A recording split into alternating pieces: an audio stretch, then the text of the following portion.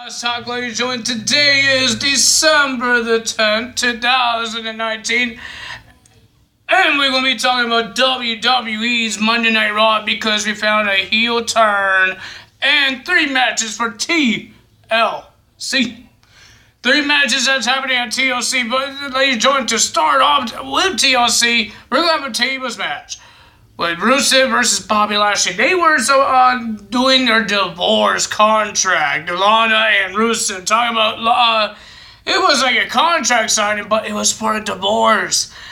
And all I've been hearing is Lana complaining and all this, and oh my god, I was gonna get a headache by watching a TV show with a woman that wouldn't stop screeching. Oh my god, it was hurting me. It felt like she was yelling in my ears, but she was yelling at freaking Rusev. So all that happened, and then Rusev says he's going to sign the contract, or the divorce papers, but he wants one thing, and that's a match with Bobby Lashley. Bobby Lashley came out and says, I want this divorce to be over, I want my Lana, and he says, yeah, Rusev, this is my Lana. And Rusev says, you could have her. I just want a match with Bobby Lashley, and that's what they did. They got a match because Rusev put Bobby Lashley through the table that the contract was sitting on. And ladies and gentlemen, at TLC, we're going to see Rusev Day versus the almighty Bobby Lashley in a tables match. TLC this Sunday. I did not know it's this Sunday. And ladies and gentlemen, let's talk about the first match of the evening.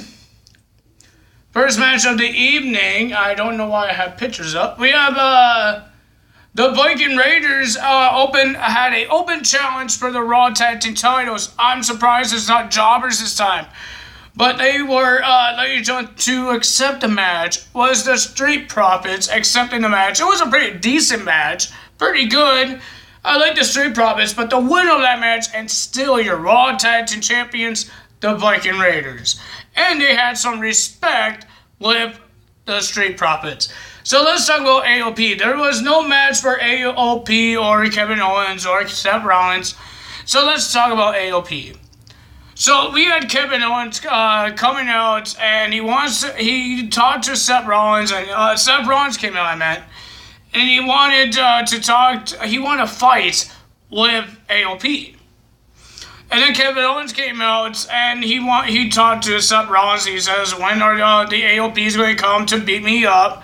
AOP showed up when Seth Rollins was in the ring, and then Seth Rollins was about to leave. He left. And then Mojo Rawley and Sami Zayn came out because Mojo got slapped in the face by Kevin Owens. And Sami Zayn, I guess he wants to be a manager on both Raw and SmackDown. I don't know how that works. I thought we were done with the wild card rule. But I guess not. I don't know.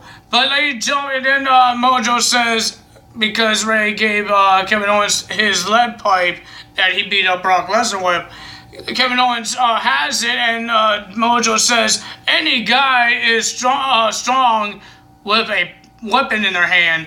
And Kevin Owens says, let's see it. He threw the pipe, and Mojo caught it. He got stunned. I guess he wasn't strong enough while holding a pipe. So, yeah, bye-bye. And then Kevin Owens was still on the hunt for AOP.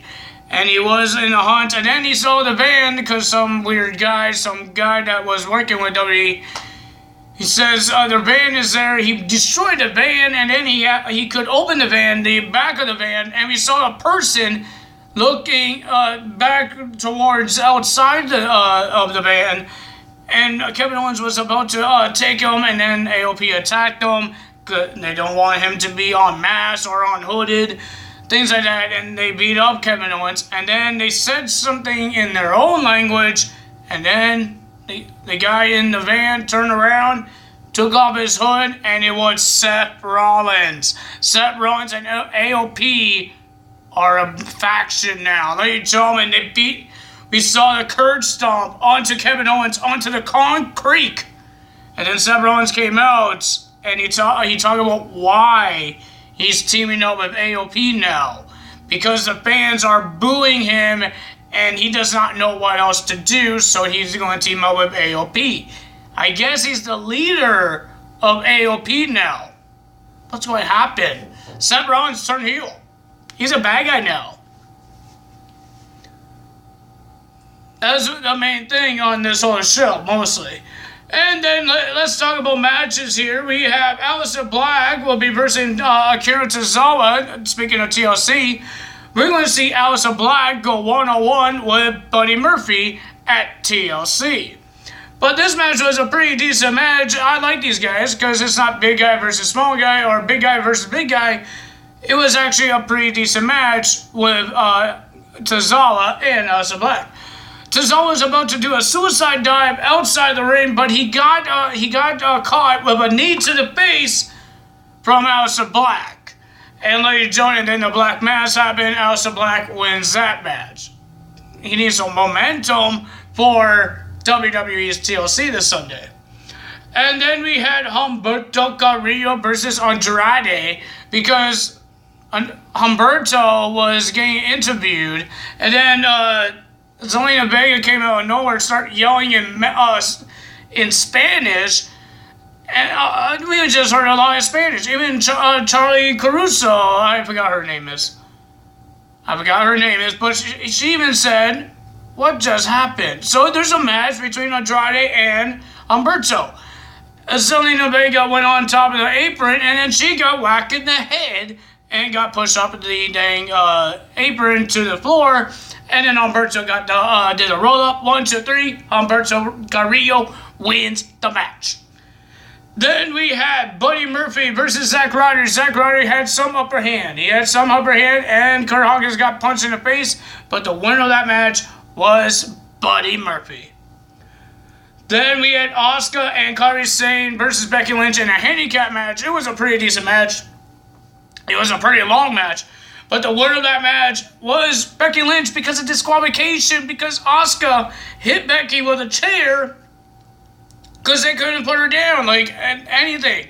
They tried to do the Asuka line. They tried to do the insane elbow.